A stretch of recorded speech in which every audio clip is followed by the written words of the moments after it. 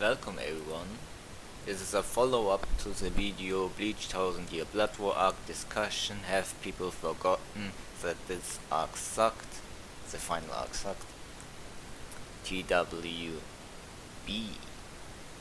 And this discussion is about the Royal Guards, the Zero Division or Zero Squad, whichever you want to talk about, call like, doesn't really matter.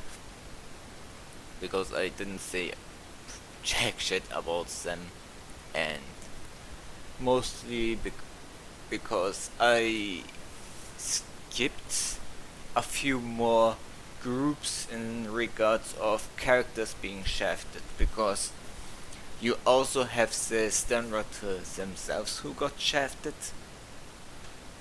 and finally the Zero Squads themselves. In this video I'm just talking about the Zero Squads. I don't know how long this is. This is just like a podcast. I have no... this is not a scripted video, so if you expect some amazing editing or something, this is just something I'm trying to get out of my memory. If I can't do that, then and research then it would be like trying to artificially deflate the problem of the arc, inflate the problem of the arc, and that is not what I'm trying to do. So the only things I'm looking at right now is regarding the characters that are actually part of the Zero Squad, which consists of just 5 characters, and some of them are former captains. Now we have Ichibe Hyosube, the monk who calls the real name, Tanjiro Kirinji, the hot spring demon, Kiriko Hikufune, who was Hyuri's former captain, ruler of Grain. She was the former Squad 12 division captain 100 years ago. Over 100 years ago, because when we watch Turn Back the Pendulum, she already left, and Uehara took her position. Uetsuni Maya, the god of the sword, Senjimaru Shutara, great werewolf god. So, don't know what that is. I assume she made the Shihakusho. These characters have invented big things the Shinigami always have, except the healing springs. So names were invented by them, artificial swords, the Sanpakuto, the Shihakusho, and that something that just came to my mind, which I'm just surprised. If they can invent healing springs and names and the Sanpakuto themselves, as is Shihakusho, that the Shinigamis are usually get when they get the Shinigami power immediately. I'm considering if it's what about spirit power. Is it possible that there's someone who invented that? Or the Kido spells? I guess that's the guy who came up with Kido spells, because Soul Reapers have to train to learn them. And, well, swordmanship and stuff. There's no one that came up with these kinds of things, but I guess there's a reason why not. And it doesn't really matter what they invented, just how that affects your expectations. So what do we know about them? These 5 together are stronger than the whole Gote 13, according to Kyoraku. And since he said that shortly after Yamamoto died, it can't be that he just excluded Yamamoto and I don't think it would have been reasonable to exclude some of the former captains, but it really doesn't matter.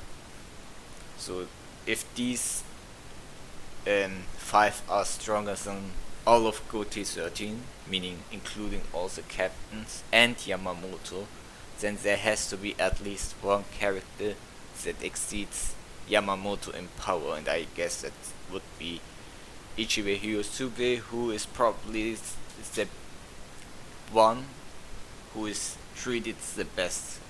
If depending on what you consider as shafting in characters, I think a character, it's not that the Zero Squad was just shafted. Like, my problem is how they were treated, like expectations versus reality. So it's not like the Zero Squad uh, losing or winning is necessary the problem I have. It's more how if they fight with dignity and lose with dignity, like our the other captains we have seen in previous arcs. Dignity is also I will be a bit generous regarding here. I think Hyosube had a pretty decent fight and a good display, and he fought the boss of the princes, the king, the god Uwaj or Yuhabach, doesn't matter really. And he showed a bunch of non-Shinigami techniques. He didn't use any Kido spells, he used some random stuff and a paintbrush. The paintbrush is his Sanpakuto Ichifune, I think it was the name.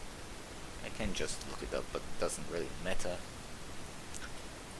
And what matters is that he put out a good fight where you can say, okay, this guy, he's a shit. He could probably defeat Yamamoto. I can believe this is he is living up to the name of a leader of the Zero Squad in quotation marks. If he's the leader, I don't know. I think he has the most power. He has the power over names, and apparently about power over the shade black. And honestly, I would say he has the power over shades in general, which is he could control the entire Bleach manga. But since this arc will be animated, he is in big trouble because he can't manipulate colors. So interesting. But something is whack about his Sanpakuto, and that's the only problem I have with Ichibe, is his Shika, whatever he paints in black, loses its name, and thus it loses its power. In Bleach, everything is connected to names. Like, there is a reason why characters shout names of the Sanpakuto and their super attacks. If you say Getsuga Tensho, it's more powerful than just firing a Getsuga Tensho without calling its name. That's what was established in Soul Society, and I think that also applies when you release your Sanpakuto. If you release captains can release their Sanpakuto without saying the name, but if they release it without saying their name, probably it's just faster, but it takes a while to get going. Or maybe that's the reason why Kyoraku's Sanpakuto took a long while before it decides to play a Kageyomi game against Stark. Or it's just lazy, like the Zanpakuto of Ikaku. Like, why do these characters have lazy Zanpakutos? Or have to be in the mood to use their powers? That's kinda counterproductive. That, but I guess these characters can handle it as long as they uh, in a have good tactics and such things to make up for it. But it's a big advantage if you use your power and the power up and effects are delayed because you didn't say the name, or they aren't in the mood for whatever reason. Kinda like me when I don't get my coffee, but I'm not fighting a fight for my life with my life in the line, so I can get away with that excuse. But the real problem with Ichibe's power is his Bankai, which whatever is painted in black he can color, give a name with his white brush. And what bothers me about that is when he does that, he can give someone the power based on the name. So if I color a woman in black with Ichifune, and then with its Bankai I write man on that inked woman, she is now identified as a man.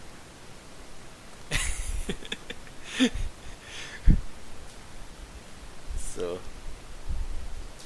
or if I change Patrick's name into remove the Pat Park, he becomes Rick.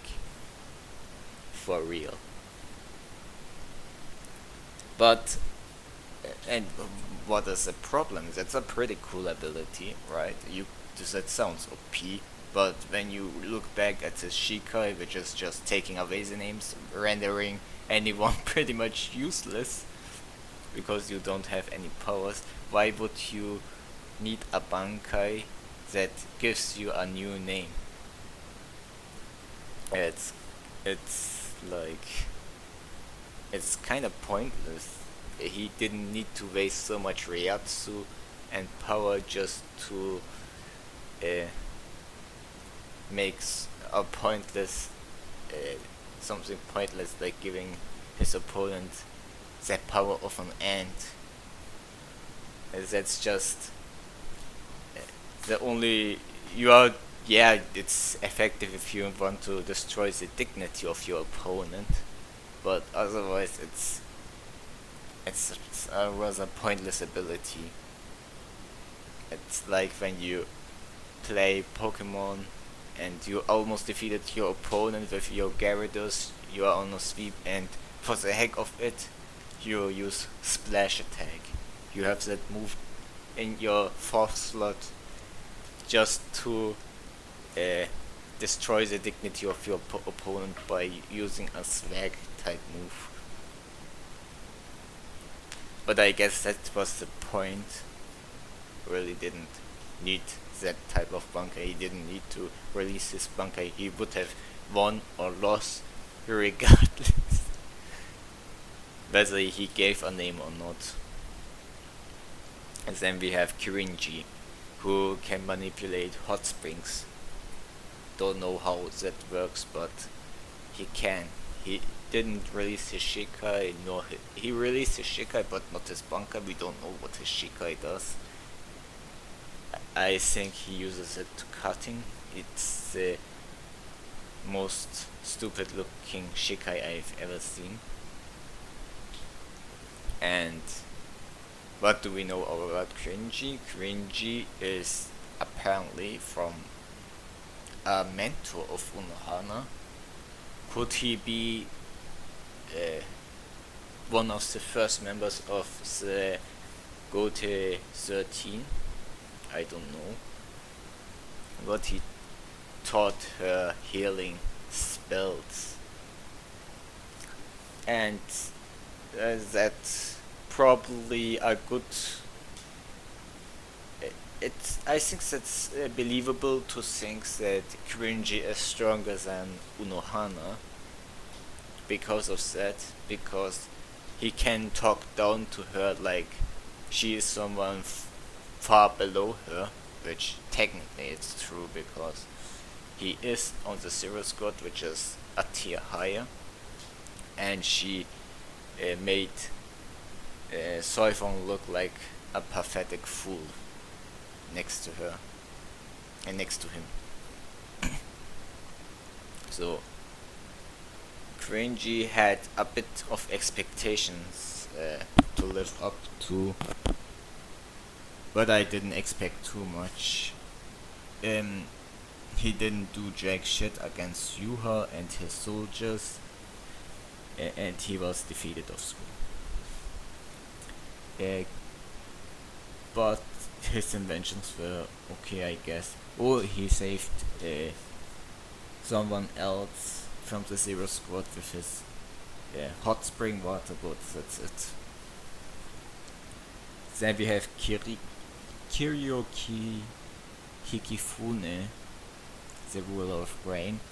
So this character, I was more interested to see if she would interact with Hiyori at some point, but she didn't.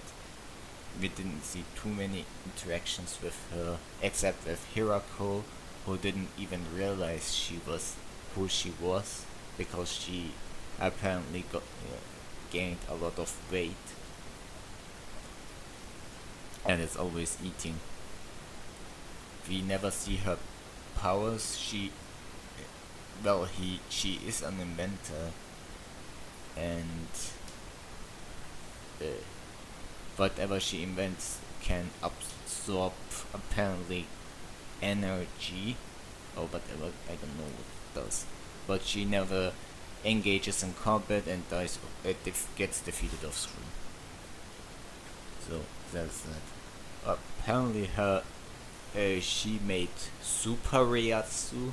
I assume one of the things that allowed Renji to and Rukia jump up so much in tears that they made Rose and Kensei look like fodder, which they were, but you know, that's a big power jump if you can fight the Stern Ritter with just your Shikai and almost defeat the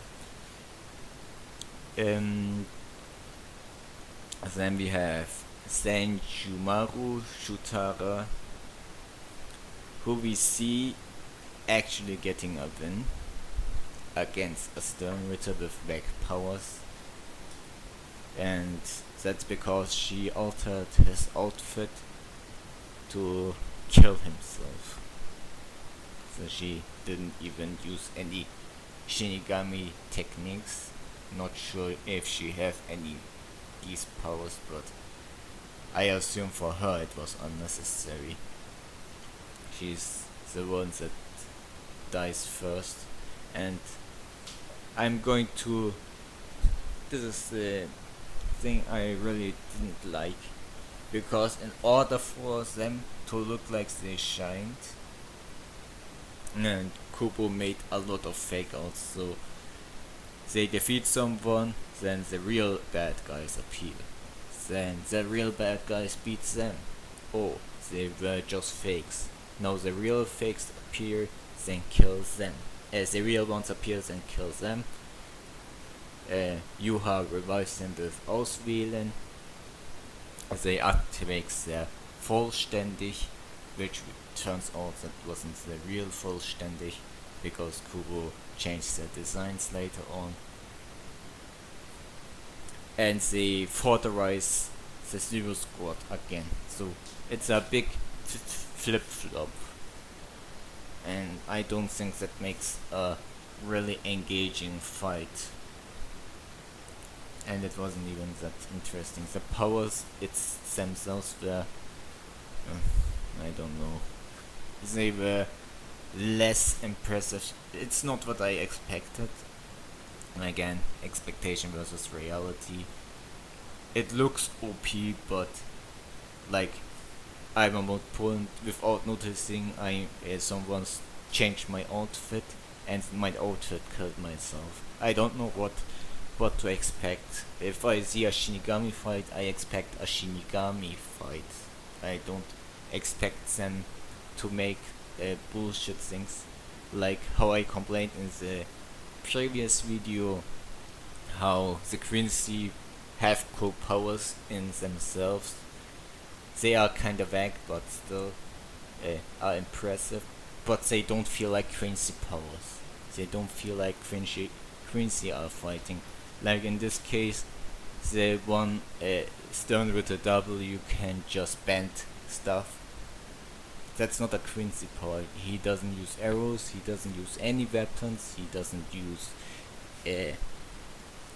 Seele Schneider type of things, or sets up technique. He just bends stuff. And that's how he fights. How do you defeat someone like that? You kill them before they can use their power. This is not. It just doesn't work like. It doesn't matter who fought that time with it. It was a pretty bad way to display unique technique. You have to one-shot that guy to get to do something worthwhile. And that's the problem I had with all the Zero Squad members fight, because we are now going to Uetsu Nimaya, the creator of the Sanpakuto, who just used a poorly crafted Sanpakuto that cuts through anything. I don't know. I recently read the chapter, and one strike. Apparently, it's one strike, one kill, but that doesn't seem to be really the case. I think it's like what Muramasa is claimed to be. It's so. It's crafted in a way that whatever it touches, it's just cut. That's why you can't build a sheet for it. It doesn't rust, blood doesn't stay on it, it just cuts anything. And that's okay, I guess that's nothing a Shinigami would use, but he is the creator of Sanpakuto. I kinda would have liked to see him get some kind of arsenal of maybe multiple powers, being able to use multiple Sanpakuto, maybe use multiple Bankai. Like, I'm not so sure about what I think about Uetsu. I would also think he could just change his Sanpakuto mid-battle and get something more effective, but it was just something. After getting so many complex powers and abilities, we got something this simplistic. It was just kinda underwhelming. So he killed all the royal gods, elite gods from Yuha, but they get revived and then he dies. That's a problem, and I have to say that he had a good display, but it was still kinda underwhelming because it's always a fake out, and we get a bunch of fake outs in the 1000-year Blood War arc. I think that should have been one of the problems, because I should make a video about worst Bleach plot twists, because so many times we get fake outs that it just isn't funny anymore. Yuha dies, he wasn't the real Yuha. Izuru dies, he didn't. James dies, James is still alive. The Zero Squad die, they weren't the real Zero Squad. The elite guards die, they get revived immediately. So I guess I pretty much talked about everything I need to talk about. So now everyone was disappointed with the Zero Squad except with Ichibe, even with Nemaya, who actually took on 4. At the time, we didn't know their pose and what they could do. I think how I would have done it is take a few more strand with you that actually accomplished something, and we saw them fight and see them lose against the elite guards.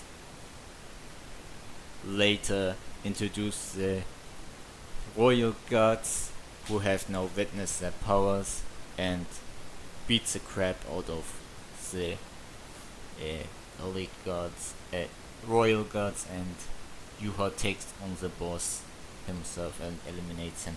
Because if you look at the powers the Stern Ritters as the royal guards really have in reality, except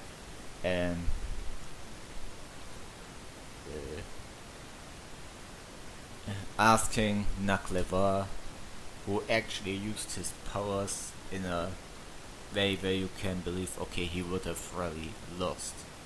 You would think the other Sternritter who have godly powers, you would be thinking, well, that was, if they could have done this the whole time, why did they die? And that's I assume Kubo didn't think far ahead when writing that, and just came up with the powers they have later on. Because, for example, Gerald can't be killed, and he gets stronger the often it seems like he's dying. So how could he lose to Nimai? It makes no fucking sense. Why does he need to be revived with Auswählen if he's the heart of the Soul King? It's like something that Yuha just came up with later on. I guess that's pretty much it with this video. So this is what I meant with expectations versus reality, and I guess I'm not even mad that they look goofy. It's like, who gives a fuck how they look? The most important thing is if they live up to expectations, and in expectations is delivering a fight with dignity, or get some how should I say it, actually do shit. With this I kinda end my video. I hope you enjoyed it regardless, and we'll see each other next time. Goodbye.